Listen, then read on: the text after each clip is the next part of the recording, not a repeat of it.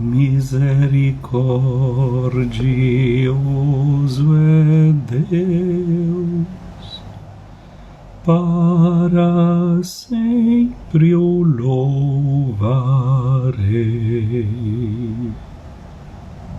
Misericordioso é Deus, para sempre o cantarei.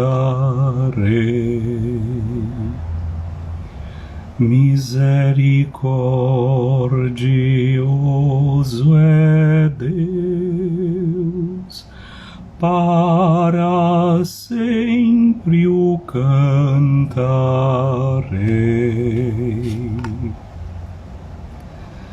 Misericordioso é Deus, para sempre o cantarei.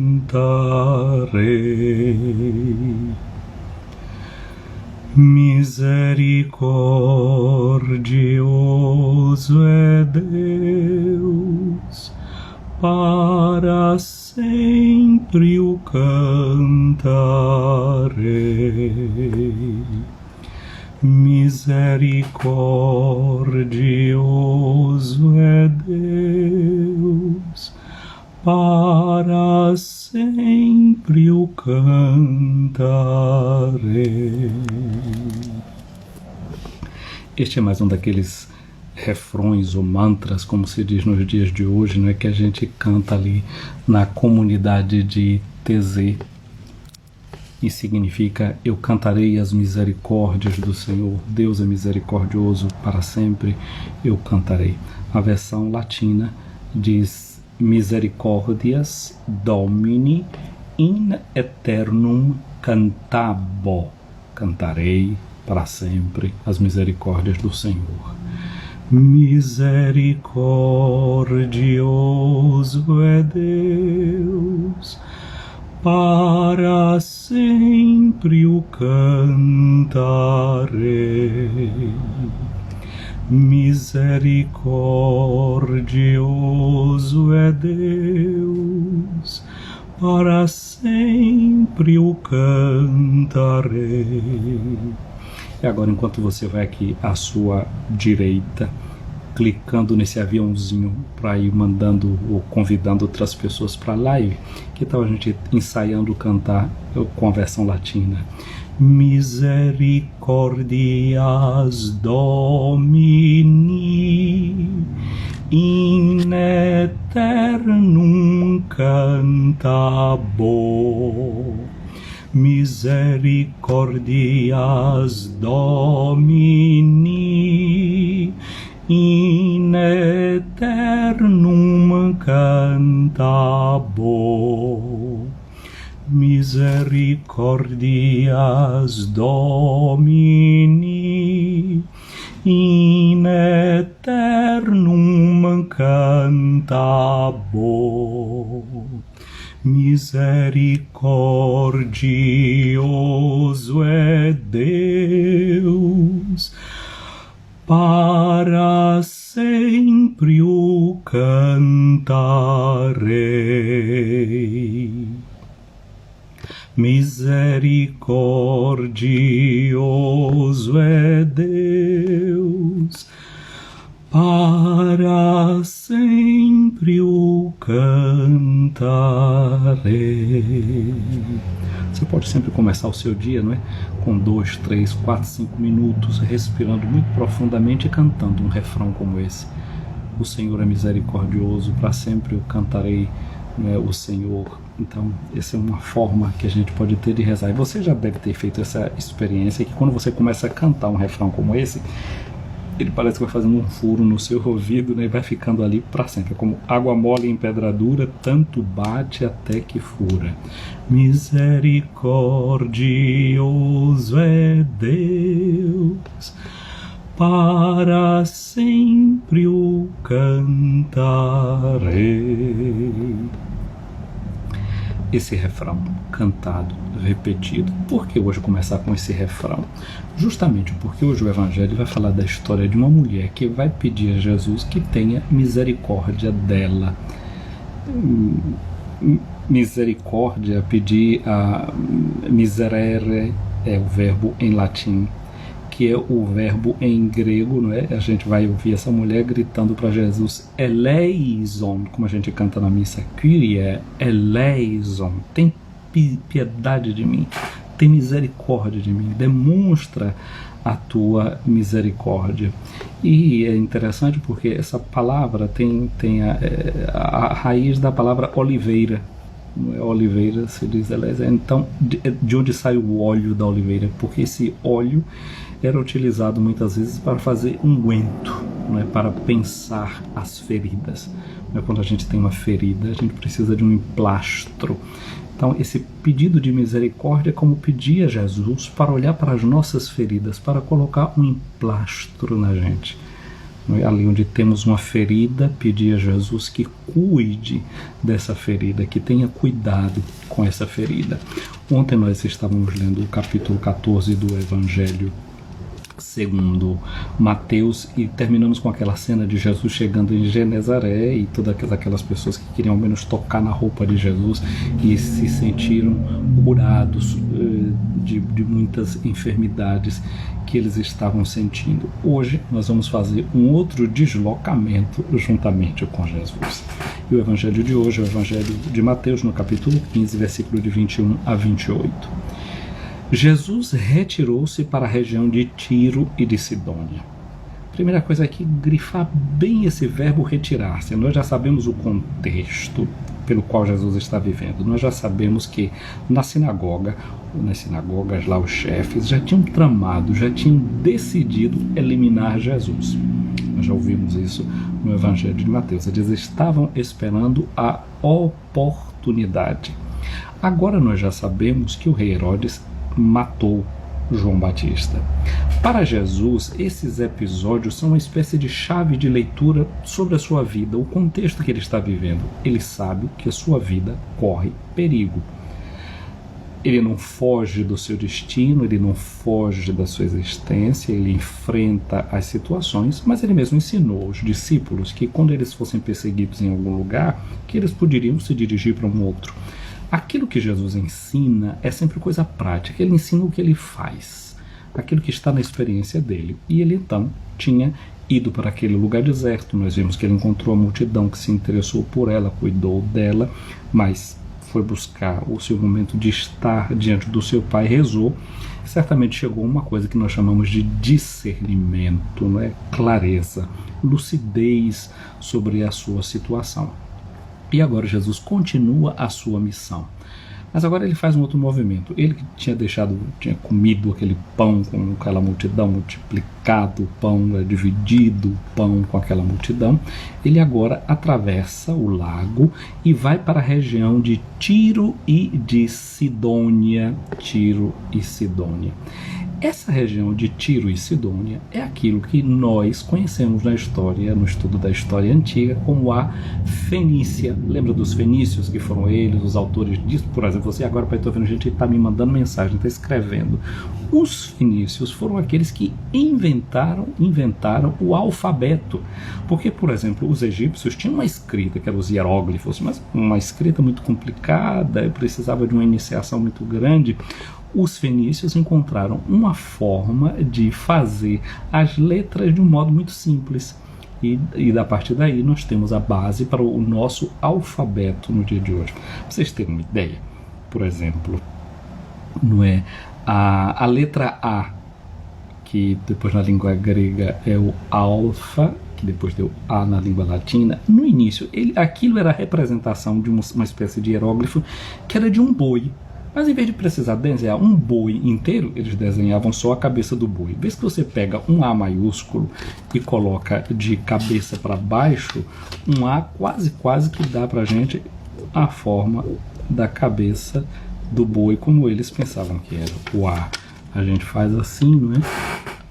E eles faziam assim, era como se fosse uma forma simples de fazer um boi com a sua cabeça, com seu chifre, ou então fazia dessa forma. Depois eles giram essa posição e a gente perde um pedacinho e a gente já tem ali um ar. Isso eram as coisas do mundo antigo. Por isso, Jesus vai para essa região dessa antiga Fenícia. Só que esses fenícios, né, que eram hábeis marinheiros, bons de economia, de comércio, era uma região que era inimiga de Israel. Portanto, Jesus está indo para uma área que, no inconsciente de Israel, ele está indo para uma terra que é uma terra de inimigos. Essa região também é a chamada região dos cananeus. Lembra, talvez você não é desse tempo não, vocês é tudo gente nova, mas quando eu era pequeno a gente cantava muito nos encontros da comunidade. Caminhando eu vou pra Canaã, caminhando eu vou pra Canaã, caminhando eu vou pra Canaã. Oi, glória a Deus, caminhando eu vou pra Canaã. Oi, glória a Deus, caminhando eu vou pra Canaã.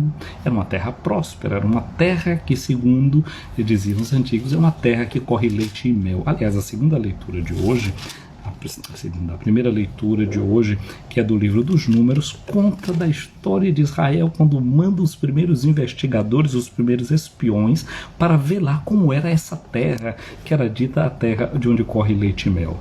Em Israel, portanto, tem esse resquício daquele lugar como uma terra boa, como uma terra próspera, mas como era a terra dos seus inimigos, a terra dos filisteus, essa região aí toda de inimizade. E para o povo de Israel tinha uma coisa muito interessante. Um israelita, um hebreu, eles faziam questão de não se casar com uma mulher cananeia.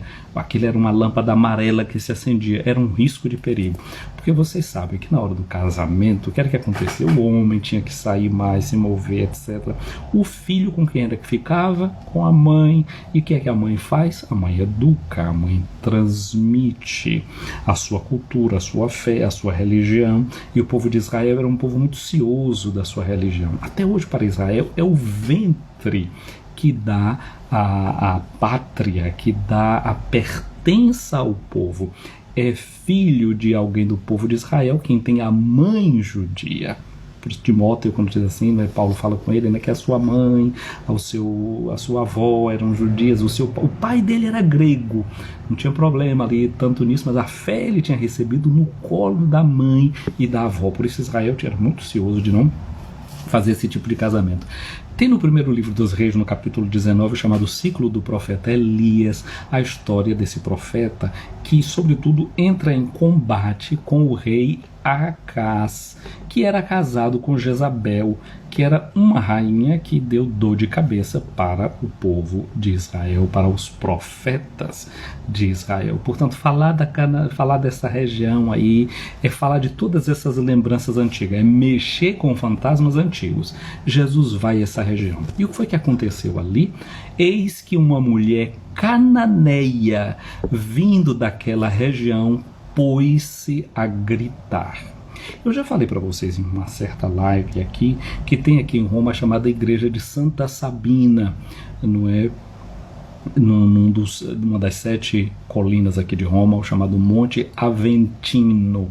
É muito famoso aqui na cidade, porque ali em cima daquele monte tem uma porta em que as pessoas vão e olham pela greta do buraco e vê a cúpula de São Pedro, etc. É uma área muito famosa, onde tem uma laranjeira, não é, plantada por São Domingo de Gusmão, então as pessoas vão muito ali naquela área visitar essas coisas. Tem essa igreja de Santa Sabina, que é uma igreja que tem a primeira figuração de uma cruz em uma das suas portas, uma porta antiquíssima.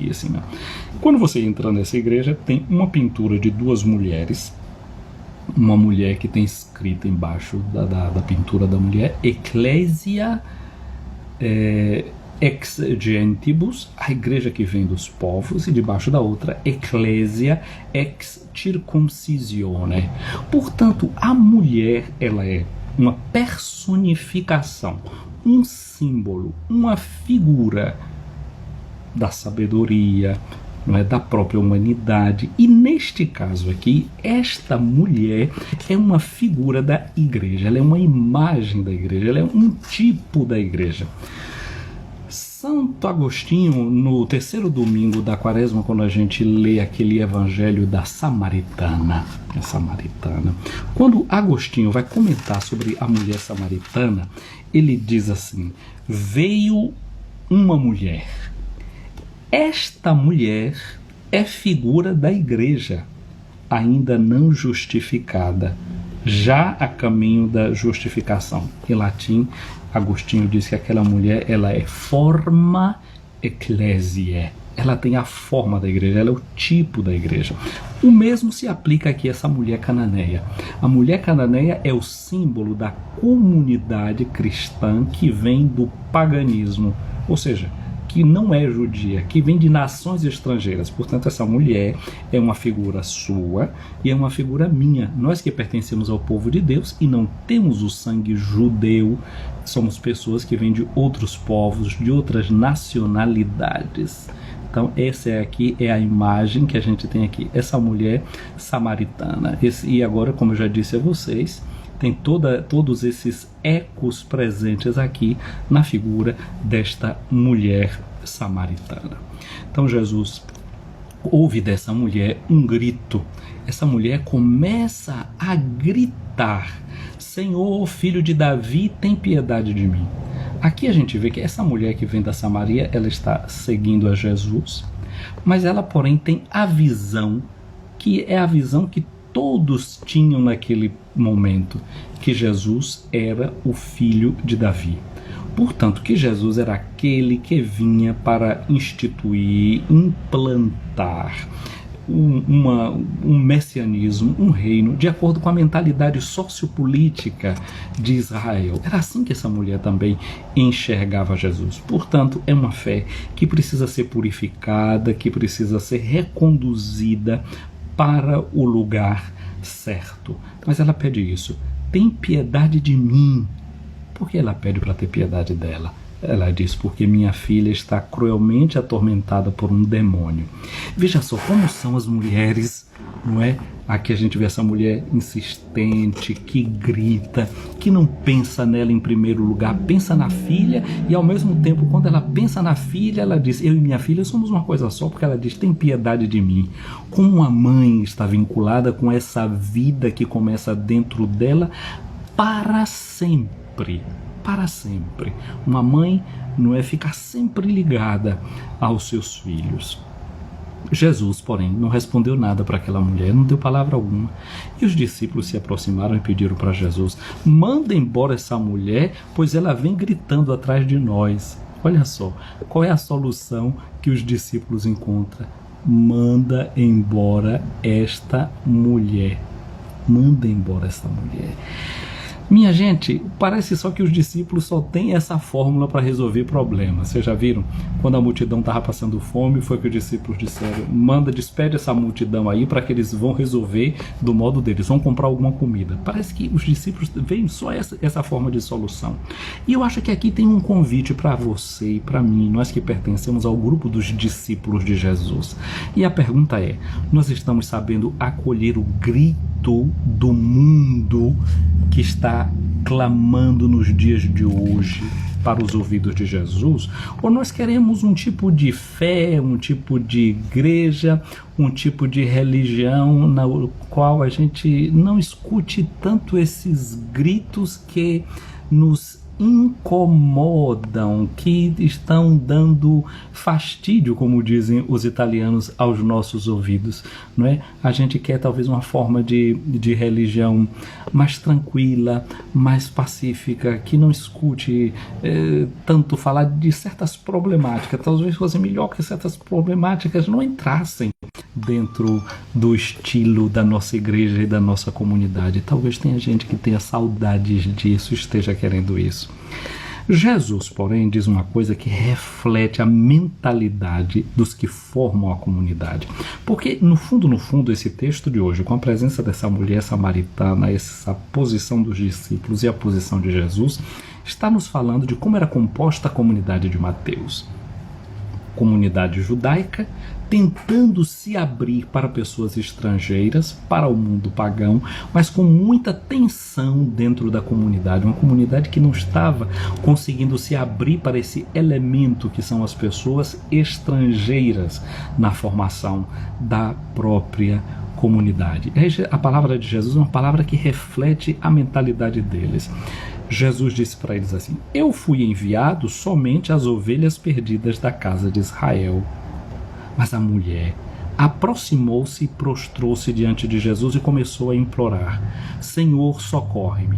Prostrar-se diante de Jesus. Lembra que ontem, quando os discípulos estavam dentro do barco, Jesus entrou no barco, os discípulos se prostraram e disseram: tu verdadeiramente és o Filho de Deus. Essa mulher começa chegando chamando Jesus de filho de Davi. Aqui há um equívoco da parte dela, porque Jesus não é o filho de Davi, Jesus é o Filho de Deus. E somente dentro da comunidade a gente pode fazer essa experiência da divindade de Jesus, experimentar essa divindade de Jesus, acolher essa divindade de Jesus. Jesus para nós não é um profeta, Jesus para nós não é um grande líder. Só quando a gente adere a Jesus por dentro, pela graça da fé, a gente de fato enxerga quem é Jesus na sua essência. Só fazendo essa experiência de proclamar Jesus como Senhor. É por isso que ela disse, chegando agora, se prostrou aos pés de Jesus e começou a implorar dizendo: Senhor, socorre-me. Ela se aproximou. Ela vem para perto dos discípulos. Ali agora ela já faz uma mudança. Ele não é mais simplesmente o filho de Davi. Ela não é alguém de acordo com a ideologia que ela pensava, que ele era um Messias ao modo de Israel. Ele é o Senhor. Esse título dado a Jesus, Kyrios, o Senhor, significa a fé na ressurreição de Jesus, sua capacidade de ter vencido a morte, o pecado. Mas Jesus, olha só como ele vai provocando essa mulher. Ele diz para ela: não fica bem tirar o pão dos filhos para jogá-lo para os cachorrinhos. Porque era assim que os judeus pensavam, que os pagãos eram como cachorrinhos, eram como porcos. E a esses aí não se podia jogar as coisas que eram coisas santas, que eram coisas de Deus. Mas notemos que essa mulher, além de ser uma mulher insistente, que ficou ali gritando ao lado de Jesus, essa mulher, ela tem uma grandíssima autoestima. Ela entra nas palavras de Jesus, ela apanha o discurso de Jesus e transforma. Ela não é alguém que se deixa levar pelo palavreado dos outros. Você e eu, como é que nós somos? Somos pessoas que se deixam arrastar pela mentalidade externa, daquilo que o mundo diz a nosso respeito, ou nós somos pessoas que de fato ouvem tudo aquilo que nos é dito, mas fazemos a nossa justa interpretação a partir do nosso coração e a partir das nossas convicções. Escuta bem a palavra dessa mulher. Ela disse: é verdade, Senhor. É verdade. Ela conquista a simpatia de Jesus, uma grande oradora. Isso na técnica antiga chamava-se de uma captatio benevolência. Ela não confronta Jesus. Ela diz: é verdade, Senhor. Mas os cachorrinhos também comem as migalhas que caem da mesa do dono. Laçou Jesus com as palavras que ele tinha dito. Mas Jesus é aquele que do lado de lá tinha feito a experiência de comer o pão, de fazer aquele milagre com as pessoas, mas os fariseus já tinham decidido de eliminá-lo. João Batista, que era o profeta que preparou o seu caminho, já tinha sido eliminado. Portanto, aqueles do lado de lá estavam deixando cair as migalhas. Jesus, quando terminou o milagre do pão, mandou que recolhesse tudo. Foram 12 cestos. Era o símbolo do povo de Israel. Mas Israel não estava sabendo valorizar Jesus. Assim como não soube valorizar o dom do maná no deserto. Depois de um tempo, eles já estavam enjoados de estar comendo sempre aquele mesmo pão todos os dias. Já estavam cansados. Conta uma história, não existe o pelicano. O pelicano é a imagem da própria Eucaristia, aquele pássaro que arranca da carne do seu peito para dar de comer aos filhos quando é época do inverno. E dizem que uma mãe pelicano estava assim, dando sempre a comidinha aos seus filhos. No inverno foi muito rigoroso e aquela mãe pelicano, de tanto dar comida aos seus filhos, chegou uma hora que ela morreu dando a vida aos seus próprios filhos. E dizem que o mais novinho deles disse: ainda bem que ela morreu, porque eu não aguentava mais comer aquela mesma comida todo dia. Às vezes o sacrifício que a gente faz não é sempre valorizado pelos outros. não caímos na conta do bem que a gente está fazendo para alguém. Pode ser que seja assim. Jesus fez tanto bem, mas ele não era valorizado lá na sua terra. Como ele mesmo diz, um profeta não é bem recebido a não ser na sua própria terra. Lá em Tiro e Sidônia ele estava sendo bem acolhido, mesmo que ele fosse uma migalhinha de pão desprezada por Israel. Aquela mulher estava ali querendo pegar aquele fragmento de pão para saciar a sua fome, para saciar a sua vida. Você lembra que ontem, quando Pedro começou a afundar, Pedro era um nadador, alguém me disse ontem, vem cá, como é que Pedro ficou ali perturbado? Naquela hora ele não era nadador, não podia nadar, mas a questão de Pedro era aquele medo que tomou conta dele naquele momento, mas a questão não era de nadar, era de andar sobre as águas. Aquilo foi que deu medo a Pedro, né? E Pedro é sempre uma imagem da igreja que pode afundar, da igreja que vacila, não é? Nós dissemos isso. Assim como essa mulher cananeia é também imagem da igreja. Mas vejam, é a mulher que hoje está sendo aqui colocada à frente dos nossos olhos, e depois dela ter dito esta palavra, Jesus disse para ela: mulher, grande é a tua fé. Pedro foi aquele que teve a fé pequena. Essa mulher, que é uma mulher anônima, cujo nome nós não conhecemos, que Jesus a chama de mulher, é colocada diante dos nossos olhos como um modelo. Mulher não é um título desprezível. Retoma toda a história da criação do mundo, é aquela que é geradora de vida. A igreja que é geradora de vida. A igreja que, por mais fraca que ela seja, mesmo que ela seja uma igreja que provém de uma história que pode ser maculada, marcada de tropeços e de quedas, a fé da igreja é grande. O mistério que a igreja carrega dentro dela é grande. E quem é a igreja? A igreja é você, a igreja sou eu, a igreja somos nós. Em nossas mãos Jesus coloca esse grande tesouro. Somos vasos de barro carregando um grande tesouro. Diz-nos o Evangelho que a filha daquela mulher ficou curada naquele mesmo momento. Hoje seria um dia muito especial também para a gente perguntar o grito das mulheres. O grito das mulheres está chegando aos ouvidos das discípulas e dos discípulos de Jesus. A Igreja Católica, na Constituição Pastoral Gaudium et Spes do Concílio Vaticano II, diz que as dores, as alegrias, as esperanças, as angústias das pessoas deste mundo são as mesmas dores, alegrias e angústias dos discípulos de Cristo. Nós, como discípulos e discípulos de Cristo, precisamos pensar qual é o lugar que está sendo reservado às mulheres no dia de hoje. Essa história ela começa com uma pedagogia de Jesus interessante, que envolve, provoca essa mulher para depois colocá-la diante dos nossos olhos como uma mulher que tem uma fé grande, um modelo para você e um modelo para mim. A comunidade de Mateus reconheceu o recado. Minha amiga, meu amigo, peçamos ao Senhor essa graça de capacidade de escutar. Imploremos a misericórdia do Senhor. O Senhor esteja acima de ti para te proteger, o Senhor esteja à tua frente para te guiar, atrás de ti para te defender, ao teu lado para te acompanhar, dentro de ti para te abençoar. A bênção de Deus Todo-Poderoso, Pai, Filho e Espírito Santo, esteja sobre ti, minha amiga, meu amigo, e permaneça para sempre.